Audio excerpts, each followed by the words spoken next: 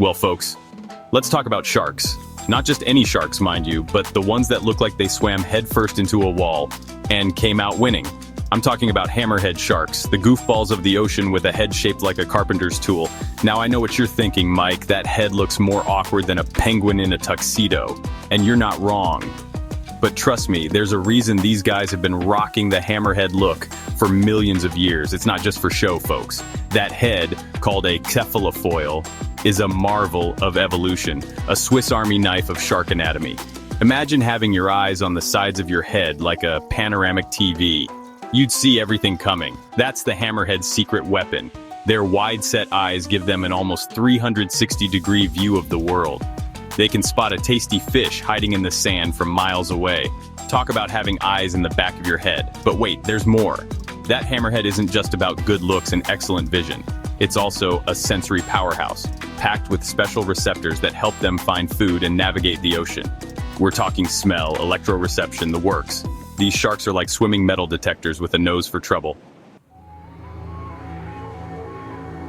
All right, let's break down this whole cephalofoil thing. That flattened head isn't just a fashion statement. It's a sensory superhighway. Imagine having your nose spread out across a surfboard. You'd be smelling dinner from a mile away. For hammerheads, their head is like a surfboard sniffing out electrical fields. They have ampullae of Lorenzini, tiny pores that detect electrical signals. Hammerheads have these pores all over their cephalofoils. They can sense faint electrical impulses from prey, even buried in sand. It's like having X-ray vision, but for electricity. But they have a tiny blind spot right in front of their face. It's like having a giant nose blocking your view. A clever fish could swim right up to a hammerhead's face and the shark wouldn't see it. Talk about a design flaw. Still, they've thrived for millions of years with this blind spot. Maybe they rely on other senses or just bump into things until they find food. Whatever works, right? So we've established that hammerheads have a head full of sensors and a nose for trouble. But how do they actually put all that sensory information to good use when it's time to hunt? Well, folks, let me tell you, these sharks don't mess around. They've got a few tricks up their sleeves, or should I say, fins. One of their favorite tactics is the stingray slam. You see, stingrays are like the potato chips of the ocean floor. Flat, salty, and irresistible to a hungry hammerhead. But stingrays have those nasty barbed tails, right? Not a problem for a hammerhead. They use their big, flat heads to pin the stingray down, effectively disarming their weapon. It's like a wrestler going for a body slam, but with more finesse, and they don't stop there. Once the stingray is pinned, the hammerhead uses its powerful jaws to deliver a series of bites, disabling its prey. It's a brutal but effective hunting strategy, honed over millions of years of evolution. Talk about a knockout punch! But hammerheads aren't just stingray specialists. They're opportunistic feeders, which means they'll pretty much eat anything they can get their jaws on. Fish, squid, octopus, you name it, they've probably tried to eat it. There are even reports of hammerheads munching on seagrass.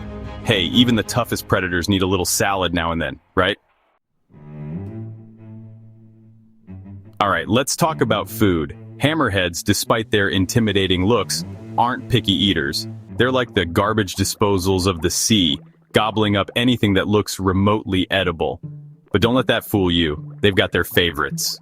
Top of the list? You guessed it, those flat, tasty stingrays. Now, stingrays have a nasty habit of packing a venomous punch with their barbed tails, but hammerheads, they laugh in the face of danger, and venom, they're practically immune to the stuff. It's like they're wearing a suit of armor made of don't mess with me vibes. But it's not all stingrays all the time. Hammerheads also enjoy a good fish buffet. They're particularly fond of mullet, grunts, and catfish. Basically, if it swims in a school and looks remotely appetizing, it's fair game. And let's not forget about squid and octopus. Those tasty cephalopods don't stand a chance against a hammerhead's lightning-fast reflexes and powerful jaws. Now, here's where it gets interesting. Some folks say they've seen hammerheads munching on seagrass. Seagrass. Now, I'm no marine biologist, but that seems a little out of character for a predator, right? Maybe they're just trying to get their greens in, or maybe they're using the seagrass to help with digestion. Who knows? It's a shark-eat-shark world out there, and sometimes you gotta mix things up. Section 5, Hammerhead Babies from Birth to Independence. All right, let's talk baby sharks. No, not the catchy song, but the real deal. Hammerhead moms, they don't lay eggs like your average fish. They give birth to live young, just like mammals. And let me tell you, these ain't your cuddly, doe-eyed puppies. These pups come out ready to rumble, teeth and all. Now, depending on the species, a mama hammerhead can give birth to anywhere from 6 to 50 pups at a time. That's a whole lot of hungry mouths to feed. But here's the thing, hammerhead moms, they're not exactly the nurturing type. Once those pups are out, they're on their own. It's a tough love approach to parenting, but it seems to work for them. And speaking of tough love, did you know that some hammerheads can reproduce without even needing a mate? That's right, folks, we're talking virgin births. It's called parthenogenesis. And it's a pretty wild phenomenon. Basically, a female hammerhead can fertilize her own eggs, creating genetically identical copies of herself. Talk about girl power. So there you have it. Hammerhead pups, they're born tough, independent, and sometimes they don't even need a dad. It's a tough world out there in the ocean, and these little guys are ready to take it on, one bite at a time. Section 6. Social butterflies. Sometimes the curious social life of hammerheads. Now, you'd think with a face like that, hammerheads would be loners, right? The strong, silent type lurking in the shadows. Well, sometimes. But here's the thing about these sharks, they're full of surprises. During the day, they're like the life of the party, forming massive schools that can number in the hundreds. It's a shark frenzy, a feeding free-for-all. But when the sun goes down, it's a different story.